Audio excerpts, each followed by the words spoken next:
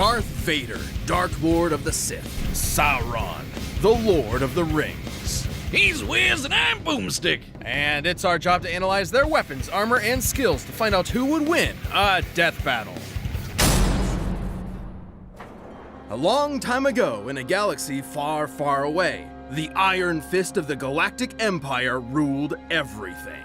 All thanks to the super powerful super murderer Darth Vader. But beneath his spooky mask lay the husk of former nice guy Anakin Skywalker. As a child among the harsh wastes of Tatooine, Anakin longed to one day free his fellow slaves as a heroic Jedi. Lucky for him, he met Qui-Gon Jinn, a Jedi who believed little Annie was the chosen one and would bring balance to the Force. No pressure, right?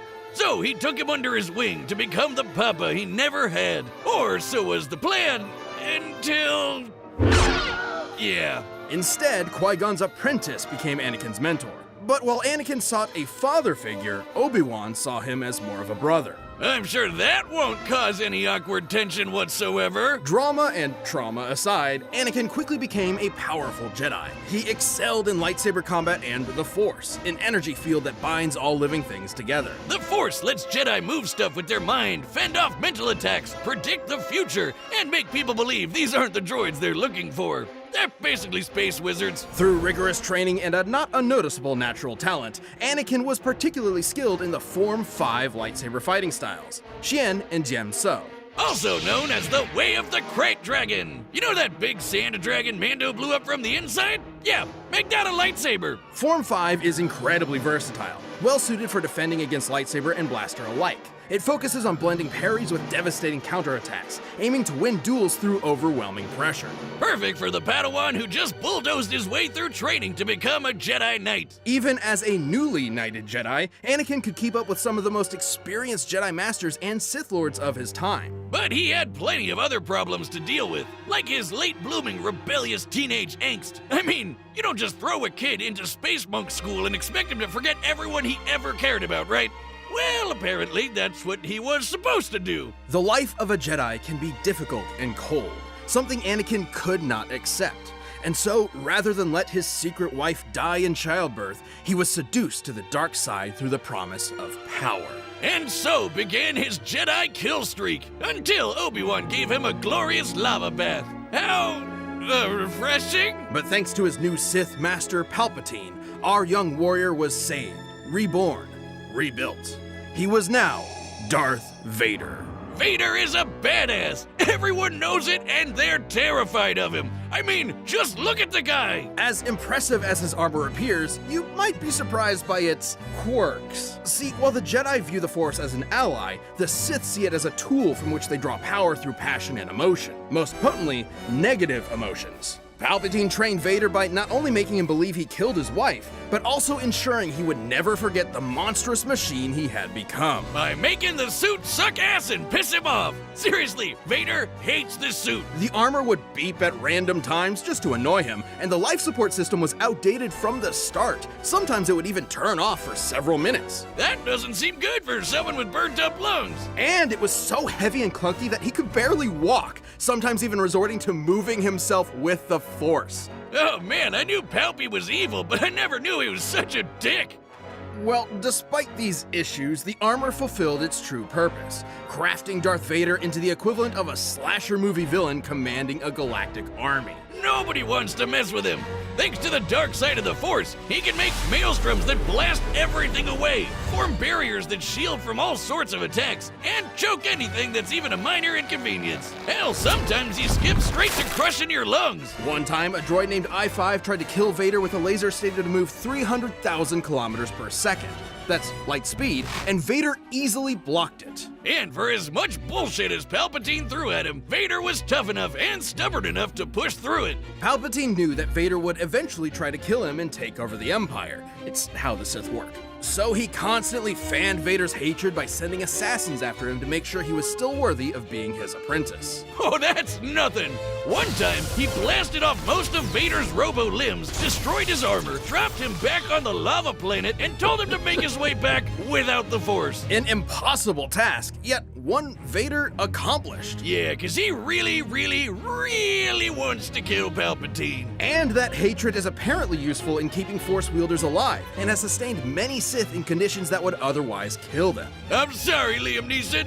Should have hated a little more. Vader has killed hundreds, possibly thousands of Jedi, including Obi-Wan himself. He's fought entire armies on his own, and even taken on monsters the size of mountains. He's so unstoppable, an assassin droid hired to kill him quit the job because he calculated that Vader was impossible to kill. And in Ewoks material from the old Legends canon, a real deep cut, we know, lesser dark side users like the Night Sister Shirral overpowered the Sunstar, an ancient artifact capable of shifting moons, a feat which would require energy worth over 12 septillion tons of TNT. That's 24 zeros. But if you want something more recent, here's a planet blowing up while Vader was on it, and he's fine. But thanks to both his incredible power and the mercy and trust of his secret son, Vader would eventually avenge the atrocities of Palpatine. Even more important, he finally saved someone he loved. Ultimately, Anakin Skywalker truly did bring balance to the Force. Within the timeless halls, at the dawn of creation, the supreme god Eru and his angelic Ainur created all of existence through a single harmonious song. But one of these angels just had to be a rebel. Melkor ruined that harmony, giving the world its many imperfections, like Wiz. Then after messing up God's hit single and going rogue, Melkor took up a new name just to be even more metal, Morgoth. Morgoth's power was impressive, daunting. Several Maiar, essentially lower-ranked angels, joined him in his frightening conquest of the world he had helped create. And the greatest of these followers was one obsessed with destroying all life in the pursuit of bringing about complete order. He used to be Myron, but under Morgoth's reign, he became the one and only Sauron.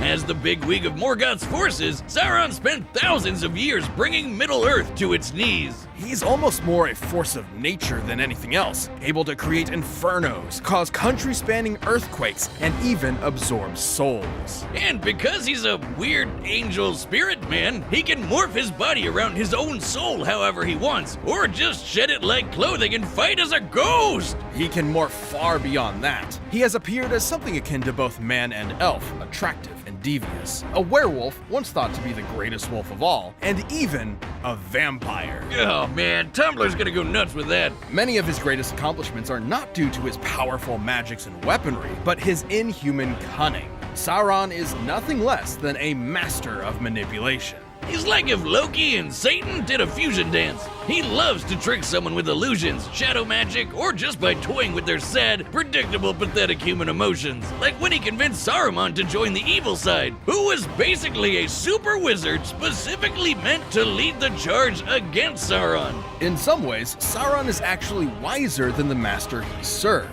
In the most epic war to eclipse all other wars, humans, dwarves, elves, and more united to destroy Morgoth, casting what remained of Melkor into the void. But Sauron saw it coming and bailed faster than me at a divorce hearing, just to show back up centuries later in the fiery pits of Mordor. There, the Dark Lord created a plan to conquer everything. He fooled the elven smiths into forging 19 rings of power and planted them among the leaders of elven, man, and dwarven kind, all controlled by another ring he made in secret.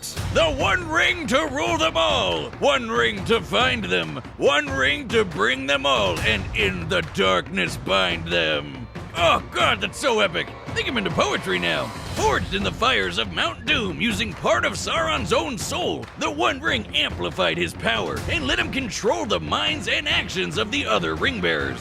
The 9 kings of men were especially vulnerable, and saw themselves reduced to twisted wraiths bent to Sauron's whims. It wasn't any better for the less kingly humans, so much so that Sauron mind-controlled most of Numenor. We're talking about an island nation that could have had as many as 18 million people, and Sauron had them all at his creepy, pokey fingertips. This led to retaliation from Eru, who had hardly directly intervened ever before, even against Morgoth. Eru sank Numenor, while Sauron was still on it. But the Dark Lord spirit persevered, indestructible even against the wrath of God.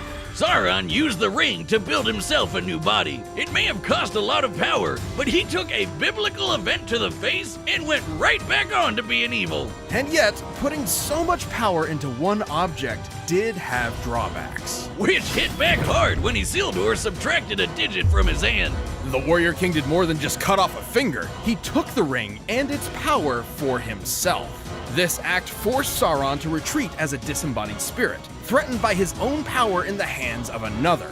And should the One Ring be destroyed completely, Sauron's spirit could be rendered impotent beyond repair. It isn't all bad, though. The ring can turn you invisible, create visions of impending doom, and has one hell of a defense mechanism. Yeah, who'd want to destroy it when it makes you want it?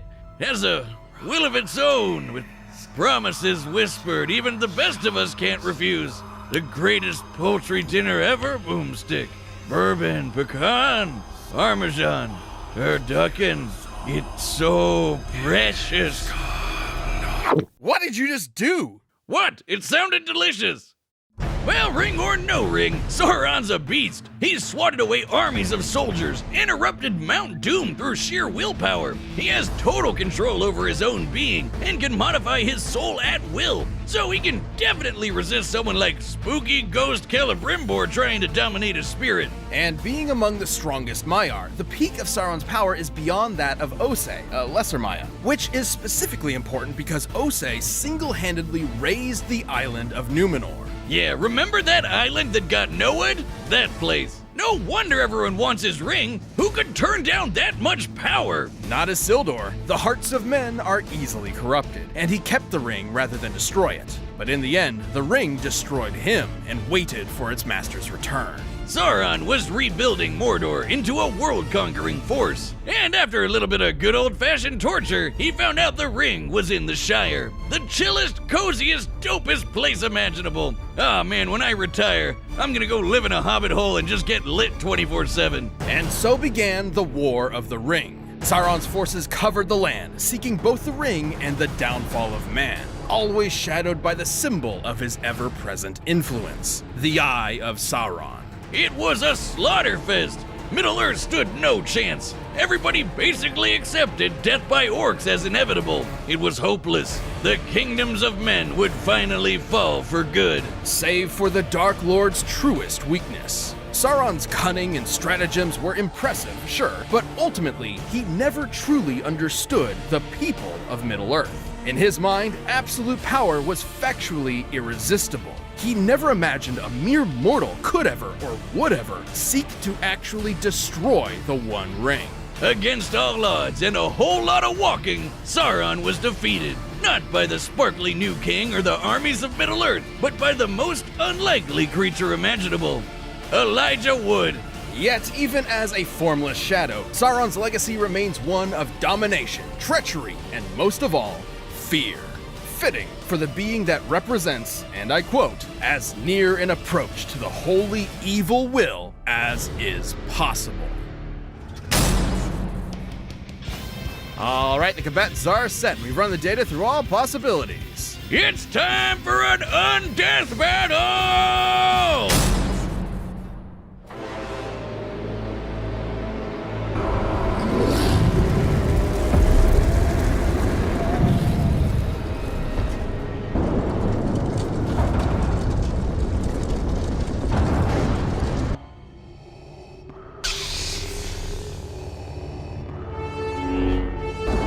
I sense your fear, your anger, and a power. I will be taking it.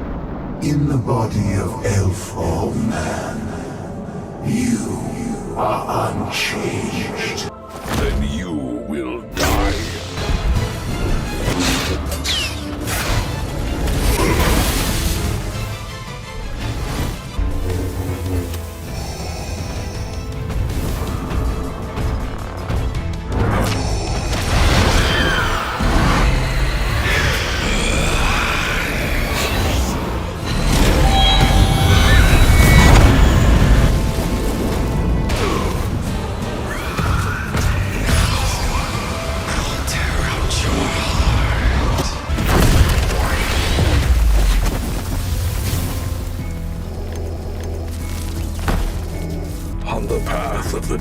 side. It is inevitable.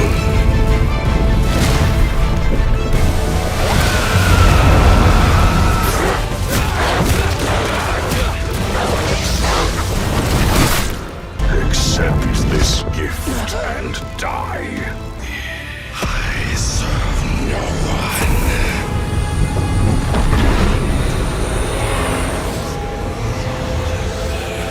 Witness the prophecy of your doom.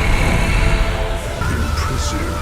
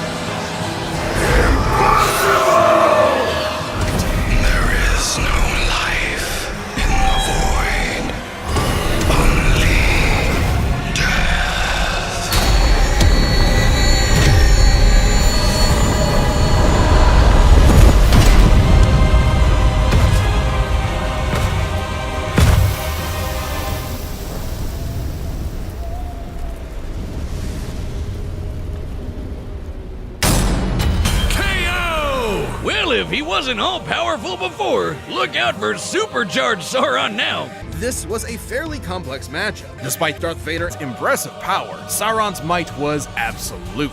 But not before he got the duel of his life in a crazy close bout. First up, both Dark Lords could counter pretty much any mind or soul-screwing powers, making a lot of their usual tricks way less noteworthy in this match.